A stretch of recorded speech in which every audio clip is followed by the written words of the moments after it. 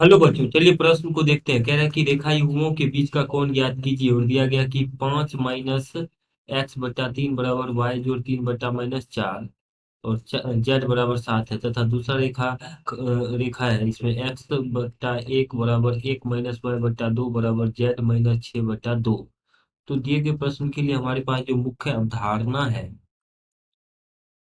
मुख्य अवधारणा, यदि हम इस प्रश्न के लिए देखें तो मान लीजिए दो रेखाखंड इस प्रकार से रेखा युग में x - x1/1 बराबर y - y1/a2 बराबर z - z1/a3। इस प्रकार से एक बी एक और सी एक, जहां पर इसका दिक अनुपात है एक a2 और a3। इसको अगर हम एक सदिश के रूप में मान लेंगे तो सदिश ए आई कैप ए दो कैप और ए3 कैप हो जाएगा। उसी प्रकार से दूसरा रेखाखंड x - x2 बी1 बराबर y - y2/b2 और z - z1/b3।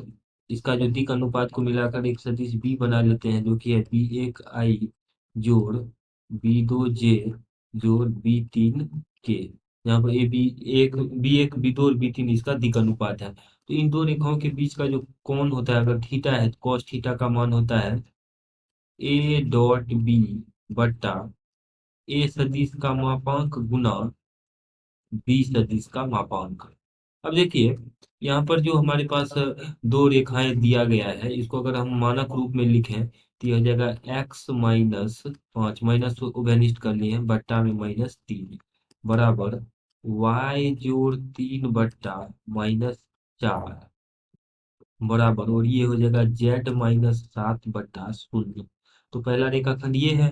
दूसरे रेखाखंड को उसी प्रकार से लिखेंगे तो x/1 बराबर y - 1/-2 बराबर z - 6/2 ऐसा बना लिया। अब पहले रेखाखंड के दिक अनुपात को सदिश ए के रूप में, तो इसमें जो पहला रेखा है उसके अगर दिक अनुपातों को सदिश के रूप में लिखेंगे तो सदिश ए बन जाएगा हमारे पास इस प्रकार से -3i कैप जोड़ और -4j कैप जोड़ 0 k कैप। और दूसरा सदिश दूसरी रेखा के लिए लिखेंगे बी, तो बी हो जाएगा यहाँ पे आई कैप, एक आई कैप -2j कैप और प्लस का 2 k कैप आ जाएगा, प्लस का 2 k कैप। अब देखिए, इन दो अम, रेखाओं के बीच का कोण अगर थीटा है तो हमारे पास यहाँ से आ जाएगा, इसीलिए कॉस थीटा की अगर हम बात करें, इसीलिए कॉस थीटा, तो ये आ जाएगा a.b बट्टा मापांक ए गुना मापांक बी, ये आ जाएगा इसके बीच के कोण। अब देखिए, तो cos थीटा का जो मान है इस तरीके से ये आ जाएगा a.b, तो -3 गुना 1 तो -3, -4 गुना -2 तो 8 और 2 गुना 0 तो 0, ये आ जाएगा। और बट्टा में आ जाएगा वर्गमूल -3 की घात 2 तो 9 जोड़ 4 × 4 = 16 जोड़ 0 गुना, और यहाँ से आ जाएगा 1 जोड़ 2 दूनी 4 जोड़ 4। इसको सरल कर लेंगे तो इस तरीके से हमारे पास cos थीटा का जो मान है वो आ जाएगा cos थीटा बराबर 8 - 3 तो 5 बट्टा, और यहाँ आ जाएगा वर्गमूल 25, 16 9 25 का वर्गमूल 5 गुना, और ये आ जाएगा 4 4 8 1 9 9, तो वर्गमूल में आ जाएगा 9। इस तरीके से अगर हम इसको और सरलतम रूप में लिखेंगे तो 5 से 5 कट जाएगा और cos थीटा का मान आ जाएगा 1/वर्गमूल 9 का मान 3। तो यहाँ से आ जाएगा हमारे पास इसका मान 1/3।